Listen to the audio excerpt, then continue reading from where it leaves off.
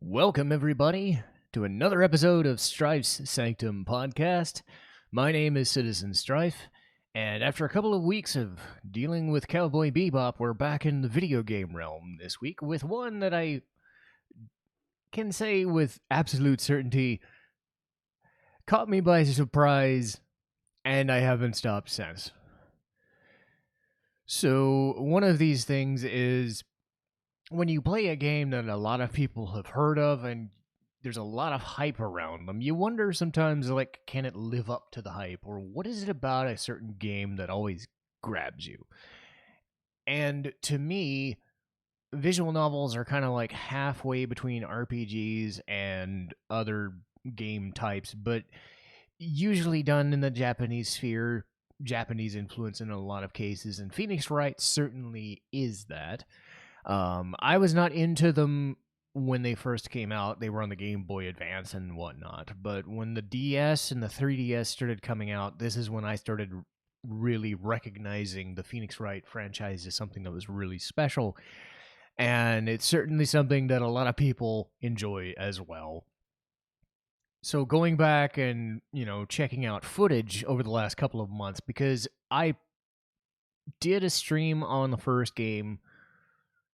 Haven't really delved back into the series, but I made it a point to rewatch as many games as possible, and I'm actually working my way through Apollo Justice right now, which, again, a lot of people are going to say, why are you doing that one? I'm like, well, you gotta watch them all to see where the trends come in and where things build, because the benefit of Phoenix Wright is it is a very sequential series. There are some spin-offs here and there, like the Professor Layton crossover, the Great Ace Attorney Chronicles that just came out.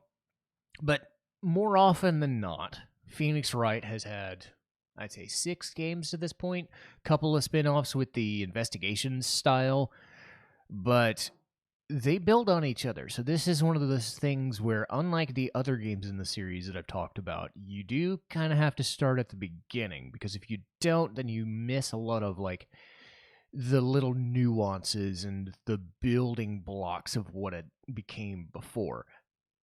And going through the original game again with a more keen eye really tells you what they were going for, what they ended up building, and especially for, say, the third game, which is usually everybody's favorite and certainly my favorite so far. But the first one has its own place, for better or for worse. And how I'm going to go over this is I'm going to talk about the characters, I'm going to talk about the plots of each cases. I'm going to avoid spoilers in almost all cases, save for one, so let that be a warning. I'm not going to spoil the cases and who's done it or how they did it or whatever.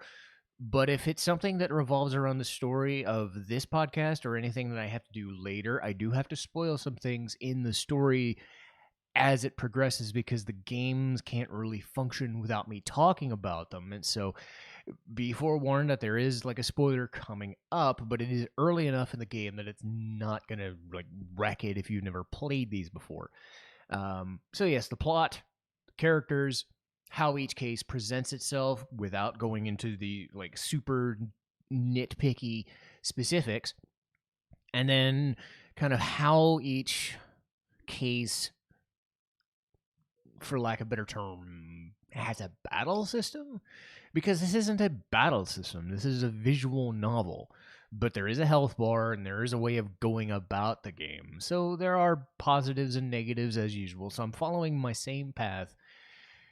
If I get to the other games in the franchise, or if I do games in a sequential order, like I'd say a Donkey Kong game or a Mega Man game, when you get a certain, like, setup for this is the case, this is the whatever, it's going to be the same setup as I normally would do a podcast. So that's a forewarning for anyone who's new to this.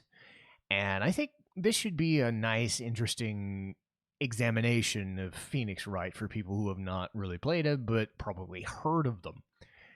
And of course, because I have to do it, objection! I'm going to do that over and over and over, and I hope I get better at it. The only problem is I'm off camera and I can't really point at the screen. I mean, I can point, but it's not going to matter. But anyway, I got it out of my system. Let's go. And we'll start with characters. Because if anything else, this game franchise is sold on its characters. And yes, it's gameplay.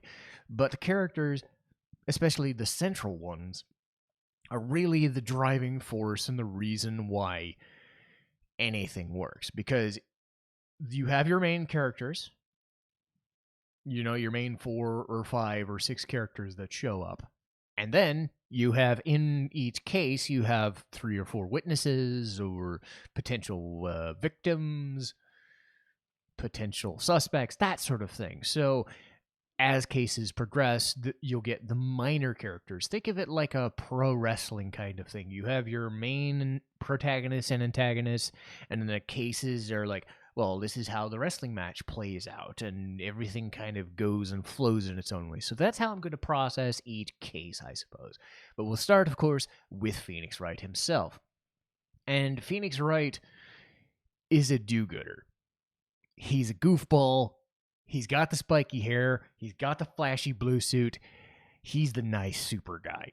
And he believes in his clients because his mentor believes in his clients. And he started becoming a lawyer mostly because of things in his childhood, but also because of an impact that gets explored in the third game. So his story will get fleshed out as games progress. But as far as the first game goes, he is being mentored, and he's kind of a bumbling idiot, but he's able to keenly, pick up on things, and when he's able to just kind of bullshit his way through a trial, or pick up on an idea that, as you would say, turns the case on its head, that's really the crux of the game. Is he's finding little bits and pieces in a testimony, where he's finding evidence to support a claim that, as games go on, gets more and more ridiculous.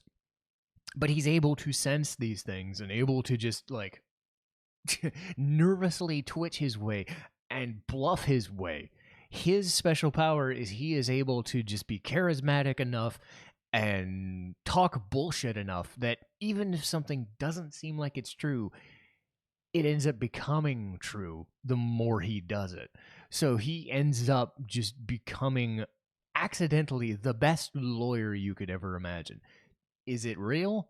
No, but much like a wrestling show, you have to have some suspension of disbelief, and in Phoenix Wright's case, you have to suspend your disbelief and just go where the game takes you and go where Phoenix Wright takes you. Outside of cases, he's kind of hard-nosed. He has a sense of humor, but he's very serious about it. So even though he's a bit of a goofball, some of the things that happen to him, he's very matter-of-fact. He looks at things kind of like, well, this is kind of stupid. What the fuck are we doing? But I guess it works. I mean, you have to take things at face value, and he's able to take things at face value and see things both from inside the box and outside the box, and that is his greatest strength. The secondary main character is Maya Fey, and when I said outside the box, I am not kidding, because might as well mention it now. This game is set in Japan, and yet when it was localized, they localized it in California. So even though Maya Fey looks like one of those Japanese priestesses and wears Japanese kimonos and everything looks Japanese, they put in these references to being in LA, even though why would a traditional Japanese village and a spirit channeling lady be in California and talk about burgers? I mean, burgers exist in Japan, I know that, but still, it's still a thing that happens. But as games have gone on, they've lost the pretense of it being it's in California. No, it's not. It's a Japanese game with Japanese people, redone almost like Dragon Quest, where they redo a lot of the names and places to be a lot of jokey references and puns. So be aware of that. As far as Maya goes, her main act in the plot is to be Phoenix Wright's advocate. She doesn't have any lawyering experience.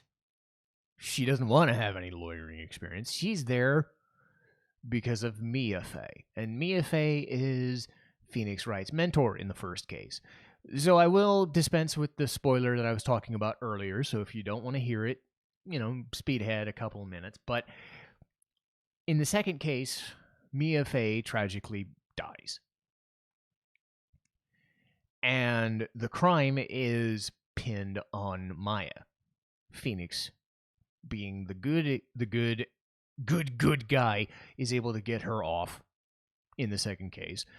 And because of Mia's impact on him, which they explore in the third game, and Maya, she ends up becoming sort of his assistant, secretary kind of thing. But she also uses her powers as a spirit medium. In this game, it's not very strong and it's not very focused upon, but her skill is she's able to call forth someone who has passed away, and that person's spirit will inhabit her body and change their physical appearance to look like that character. So what happens in certain sections of the game is Mia comes back, and Mia herself is very straightforward, very confident, very capable, and is able to help Phoenix when he's lost. Because when he loses his moxie, so to speak, Mia's always there to cheer him up. Maya's always there to cheer him up. And the three of them, Maya in the living sense, and Mia whenever she needs to be called, in this game I think it's 2 or 3 specific times, they come and they help him out and they figure out how he's able to solve the cases. So he's able to take what they help him with, take the knowledge that he has, and they work on their cases and they battle up against Miles Edgeworth. And Miles is very cool. And in the first game, a prosecutor was very much I'm going to beat you. I'm going to stop you. I'm going to use anything at my disposal to get my guilty verdict. And Miles is a very foppish, very well-to-do, ill-mannered, but, sharply dressed. Think of those princely noble type characters, and he's just a prosecutor. So you've got this bumbling dumb fuck on one side, this well-to-do, well-mannered, but I would definitely say less than scrupulous Miles Edgeworth on the other side, and they butt heads in almost every case. Not all of them, but a lot of cases. You do have some other prosecutors here and there, mostly like a goofball in the first case, but he is your introduction prosecutor. He's not very threatening. Winston Payne, I believe. And he's there as your intro, but Miles Edgeworth is your main rival. And they butt heads, and you get that Phoenix, you are so stupid, and here's why. He has that aura about him, and it works so well. So he's able to just point his finger in the air and just stamp his hand on it. But when you get him and he just you jerk, the rivalry between them works so well. Because they have the facials and they have the expressions. Even in the GBA version, they were giving you those little visual cues that give you so much character. So you have them as your main characters. You also have the judge. He's there to kind of observe the stupidity. And sometimes he's stupid. He'll believe pretty much anything, regardless of it. Oh, it's a dead person in my courtroom? What? This thing happened? What? I don't get this. What? He doesn't understand how to just this is bullshit. This makes no sense. He just kind of lets things happen. And he lets Edgeworth run over him. But he also allows Phoenix Wright to get rebuttals and things. He is not a threatening force. He is there to act as a mediator, which judges are supposed to do, but he is meant for comedic effect. For better or for worse. And on the other side of the coin, you have who is technically Miles Edgeworth's flunky, but is also helping Phoenix Wright during a lot of cases, is Dick Gumshoe. He is the bumbling, stumbling detective dork. And if you ever saw those like film noir that, yeah, see, pal, those kinds of guys, he is that guy. He is downtrodden. He has no money. He keeps fucking up, but he is an earnest, well to do detective. He's willing to go the extra mile for both the prosecution and the defense. And throughout those first 3 games, he's your main contact during investigations and interacting with Edgeworth on a less prickly basis. But Miles has no time for Dick Gumshoe's bullshit because Gumshoe sometimes makes mistakes, which I guess happens when you're a bumbling detective. But you have your main players, those 5 or 6 main players. But then you get into the cases. And during each case, you'll have separate people who show up here and there. Sometimes they are recurring characters. Sometimes they're just one-time use characters. But when you have those main 5 or 6 players in every case. So let's get into, say, the cases themselves. I will not spoil how they go about them, but in general, I'll just name the cases, name what's going on, and then you can infer from there. So the first case, like I said before, is your introductory case. And the thing about introductory cases, this is known as the first turnabout. Turnabout is a phrase. I believe that's what the original naming convention of this franchise was. Turnabout trial or turnabout something. It ended up becoming Ace Attorney and Phoenix Wright when they retranslated it, I believe. So turnabout is a phrase they use in almost every case. But the first turnabout is your introduction to the courtroom. There is no real investigation stuff, but you have one of Phoenix's friends gets popped for his girlfriend's murder, and you're trying to get him off the hook along with Mia's help. So Phoenix takes the brunt of Winston Payne's stupid shit, but the first cases in almost every game are, here's how the mechanics work, here's how the testimonies go, here's how all of the battles or whatever go, and here's what you do. And it's a very simple 30 or 40 minute case. They don't really overdo it too much, and sometimes they get longer or shorter depending on what needs to. But in the original game, the cases were nice and short and concise and simple. And that first case really gets you into the mode. Second case is where the game really starts because, like I said before, spoiler warning, Mia dies. And you are introduced to Maya Fey.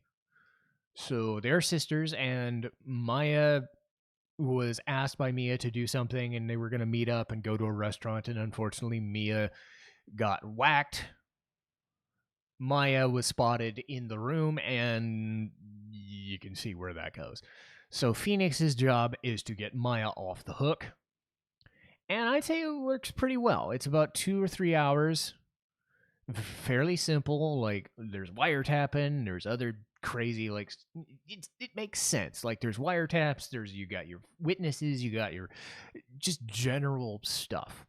But you also get introduced to Maya and Mia's relationship. You get the Phoenix, like, Mia was my friend and mentor, and now she's gone, sort of thing. It's like, what the hell's happening there? And it's all a mess. The third case is Turnabout Samurai. They go to a TV studio and they're going to observe a run-through of a show known as I believe, Steel Samurai. There's like 4 or 5 different samurai kid shows. Once again, Japan. Not really, it's California, but it's totally Japan because samurais and princesses and whatever. So they're there investigating a murder of one of the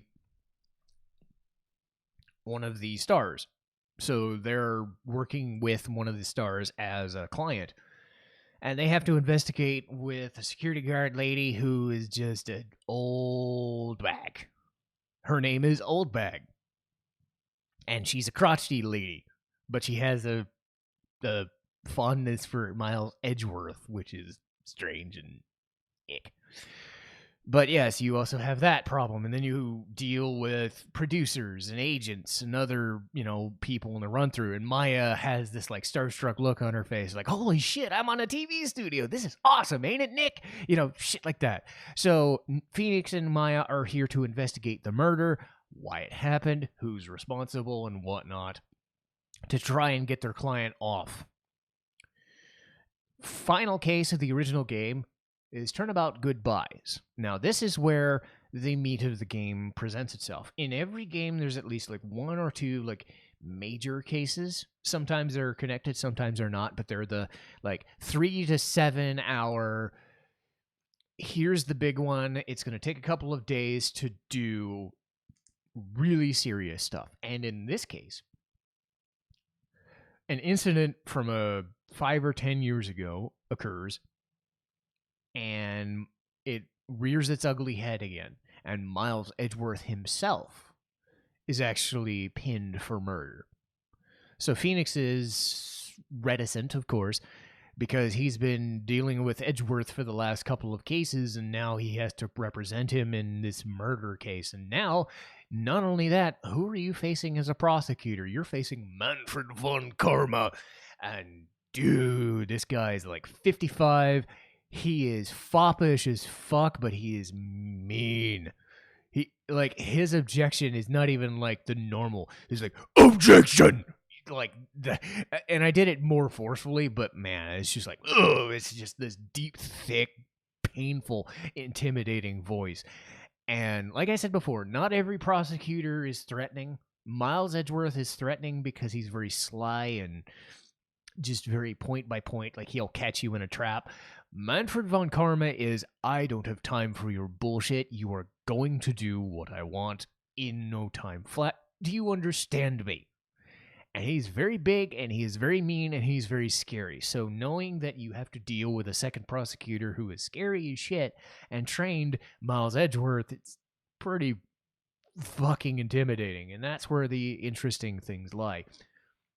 When this was re-released onto the DS, which is where I first got it, you actually got a second integral case known as Rise from the Ashes. So not only did they get rid of the naming convention for that, they also added in a lot of interesting things to the case because of the DS technology. They added some like slicker visuals. They had some different characters. So Maya isn't present for this one. So you're actually working with Emma Skye, who is a junior forensics investigator sort of girl from like college and shit. And she's trying to help her sister, Chief Prosecutor Lana Skye, from getting a murder charge. So the worst thing I can say about that one is that it starts off really goofy, but then when you get to the second day, it really ramps up and is really effective and really cool. And a lot of the characters in there are a lot better than they initially seemed, because I streamed it and was not really fond of it and actually kind of quit halfway. And then I went back and watched it, a couple weeks ago, and kind of regretted my decision because it was one of those like, oh shit, they really ramped this up. So that's one of those things with Case 5. It's not technically part of the original game. It was something they added to the DS remake. So you can stop with Turnabout Goodbyes if you want. I do think there is a lot to do with Rise to the Ashes, and you kind of do still need to play it because, especially for, say, Apollo Justice, which I'm working with now, Emma Skye herself shows up in Apollo Justice. So you still get a character cameo, and an important one at that, if you go through all 5 cases, even though it's not as connected to the other goings on. So those are the general gists of the cases, and like I said, I tried to avoid spoiling how they work until now. So the general battle system, for lack of a better term, is a visual novel. But you have some choices as to how to proceed. You have some choices on how to investigate and deal with cases. Really, the gameplay boils around to finding evidence and then presenting evidence at the right moments. If you're not right, you lose health, and if you lose too many pieces of health, the game chucks you back and you lose a lot of progress. So you're going to want to save off, and you're going to want to be aware of what people are saying, how they're going to say it. And there are two ways of doing that. Outside of the initial cases, there is the investigation phase. And think of investigation phase as like halfway between, think of like a proto LA Noire. But you're not like super worried about their tells or their things in the investigation phase. You're mostly just seeking evidence. So you're looking around 5 to 10 different environments related to the crime scene. Sometimes there's multiple crimes in the same case that could be interconnected. And it's almost like a puzzle piece. You're trying to find different puzzle pieces that you can use as evidence when you get to the trial.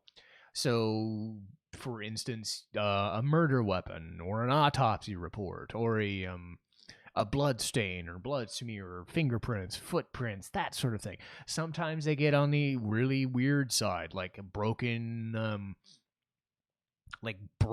pieces of, like, in the Turnabout Samurai one, there was a place where there was an animatronic, like a Five Nights at Freddy's looking thing that broke, and it blocked off the path to one of the studios. So it's evidence to support or deny a certain claim as the thing goes on. So you get those like weirder pieces of evidence as you're investigating. Alongside that, you get to talk with Maya through a lot of like weird, like comedic but also serious situations.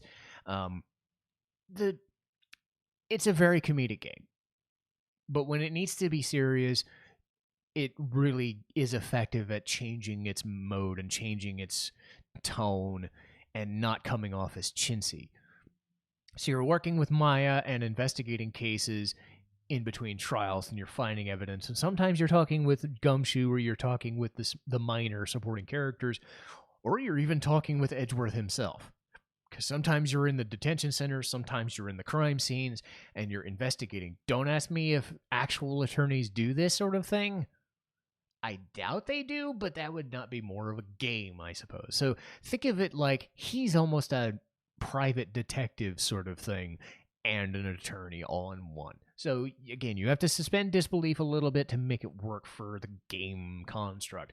When you find enough stuff, and the game doesn't let you progress until you find all the evidence, so you're never going to get stuck. So there's no like soft locking. At least in most cases. The only time you'd ever soft lock is if you have like one sliver of health and you fuck up and you just miss something. But I don't think that's ever going to happen, because in the trial phase, that's where you're confronting a witness, and they may or may not be the potential suspect. They may or may not be fingering this potential suspect. But Phoenix's role is to listen to testimony and observe what the judge, the witness, and Edgeworth and Von Karma are saying, try to make his own case for his clients, and make sure, oh, well, no, because this evidence says this, and during testimonies, you get to do what's known as cross-examinations, where you get to reread the testimony, and then you can say, but I don't have enough information, so I'm going to press that. So Phoenix will hold it, and he'll just give some more information and try to feed into it.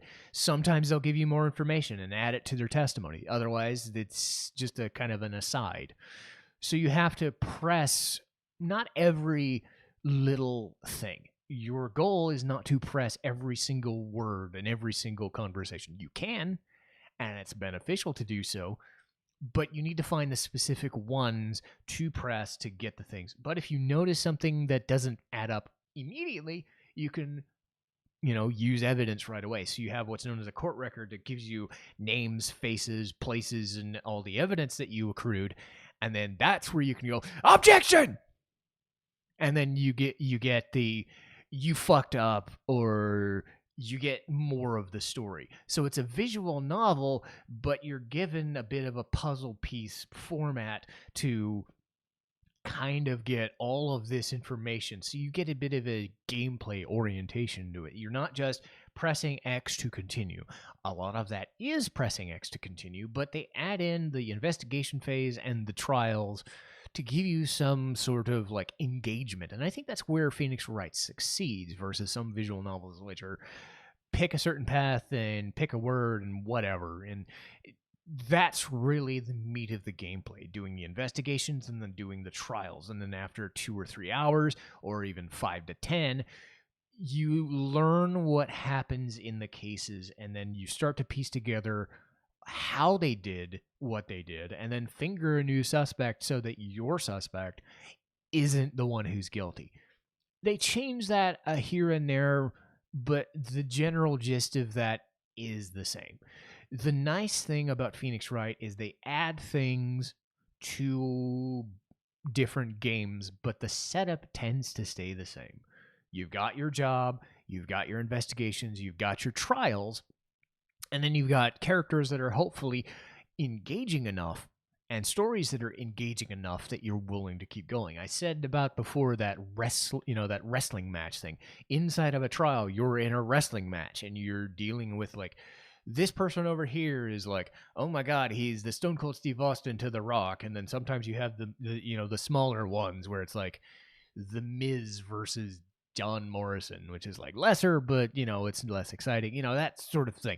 The wrestling references essentially what it boils down to is you have your main big case that's super, super important, and then you have a couple of cases that are kind of dumb and goofy and light in the mood, but they still have a lot of effort. So your thing with this is finding out which cases work for you, which don't work for you. In most cases, those main event cases are where the real fun and the real meat of the game implies. When it gets to case 1-5, which was added to the DS, they actually added in a few extra cool little things you could do with the stylus.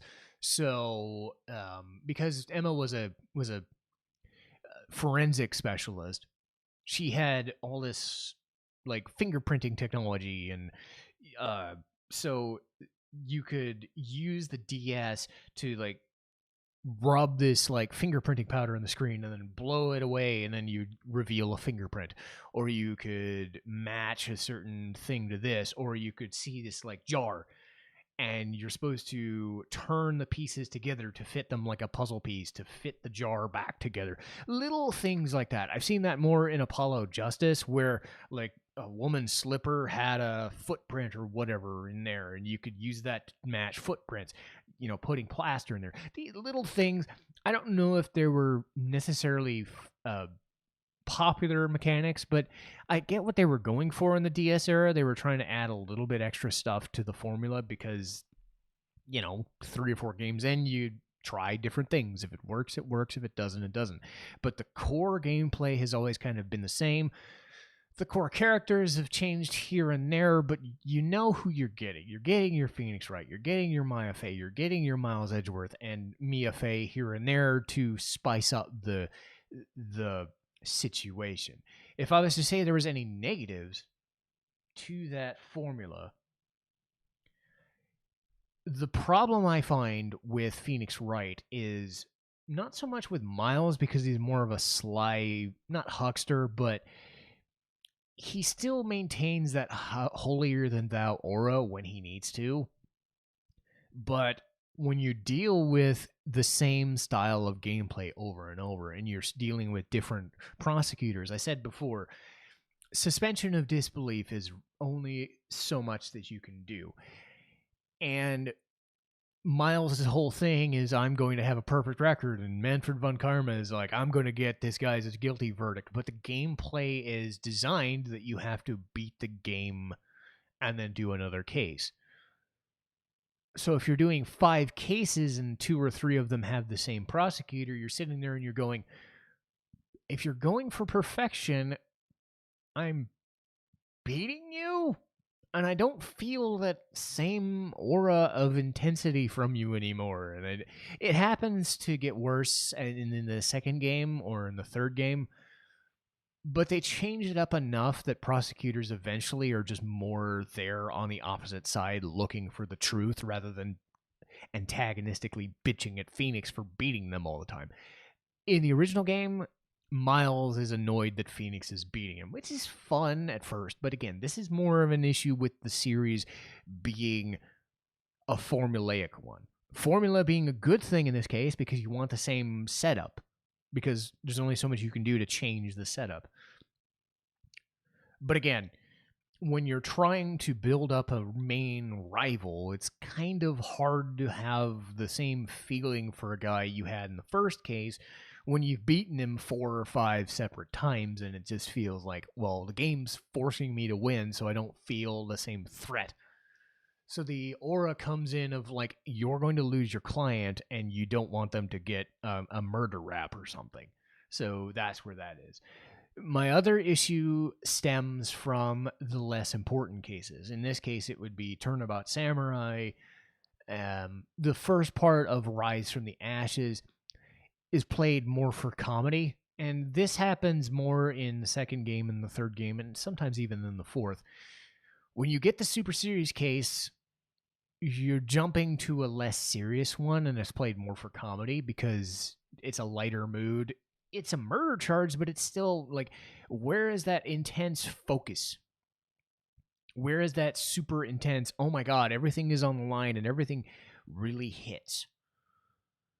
Again, this is more of the series itself, and I think when other games get talked about, I'll have other things specific to those games, but this is more of a series-wide, I guess you would call it, an issue. I like the comedy, I do, but when Phoenix himself is bumbling through a case and sometimes the characters that he's dealing with are not all that interesting, it really just drags down the, hour or 2 hours you're spent waiting for the good stuff to happen. Because when the good cases ramp up, they get really good. Or even when the comedic cases stop fucking around and start being more serious, then it starts getting a lot more serious, because you start to notice a trend where the super stupid stuff and the super stupid witnesses were there at first to get you into the mode, and the second or the third day you get the, oh my god, this is the one who really did it, or this is the serious shit that really happened. So you have to kind of go through the comedy to get to the meat of the fun. So you have to remember that it is a comedy game first and foremost, probably 60-40 split, 65-35 if you're being honest. And it is something you notice the more you do it. I think if you don't go through the games on a binge watch like I did, it's probably less frustrating. That being said, when you get the good cases, they're really good. When you get the lesser important ones, they kind of grate on you a little bit. So that's something to be aware of as a franchise.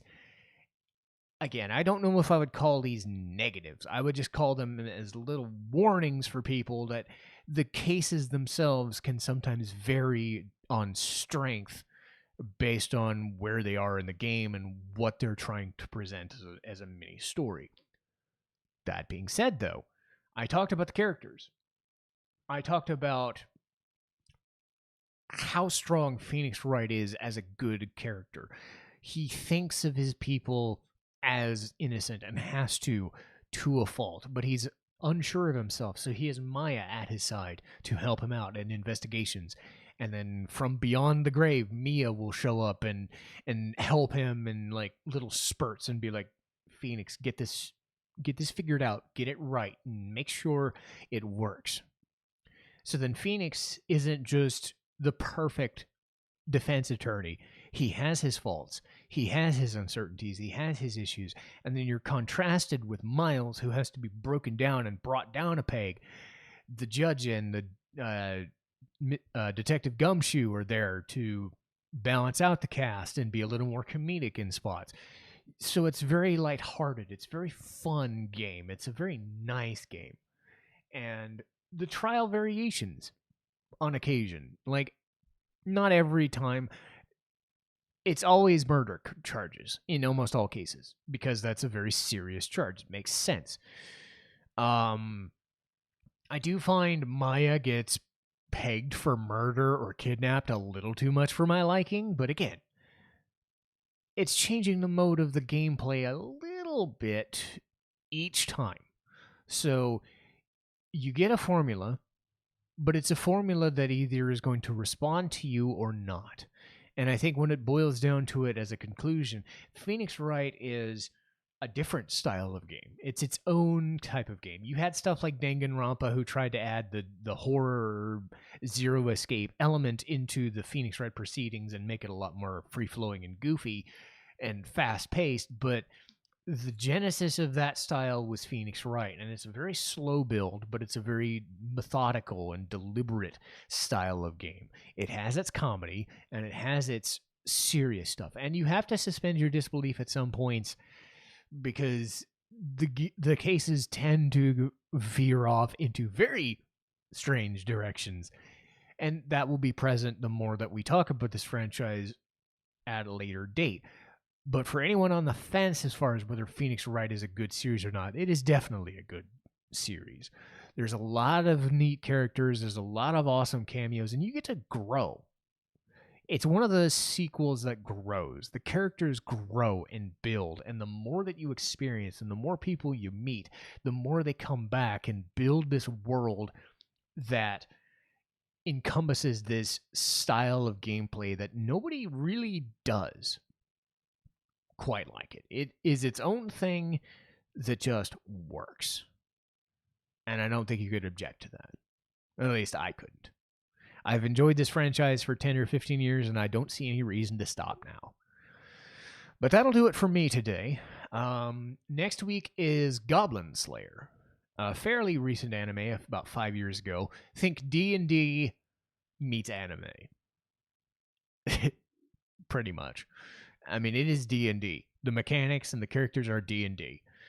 After that is, I believe, Mega Man X. So much like Phoenix Wright, we'll start a new franchise and a new series and talk about how that started. And Mega Man X is obviously an iconic game, and I have a lot to dig into as far as that goes. After Mega Man X, I believe it will be time for the Matrix movie. Matrix Resurrections comes out in a month. So the cool thing is I'm actually going to rewatch the Animatrix, the animated version of that. I talked about this before. Several different anime shorts made by different animation studios in Japan building off the Matrix narrative, with some cameos from Keanu Reeves and Carrie-Anne Moss here and there. So that should be really fun. But like I said, we've got Goblin Slayer next week, so we'll go from there. But as far as today goes, hope you guys enjoyed my Phoenix Wright kind of run through, and we'll do more of that franchise as we go along. We'll go into the second game here and there. I don't know when, but hey, I'm enjoying my run through of rewatching the franchise from its inception, and I'm relearning a lot of fondness for this franchise. So if you've never played it, I would definitely pick up the Ace Attorney trilogies on the PS4 or the Switch or wherever. I believe it's also on Steam. You have no excuse not to play this game at least once or to watch somebody stream it. It is fantastic. But that'll do it for me. Citizen Strife, signing off.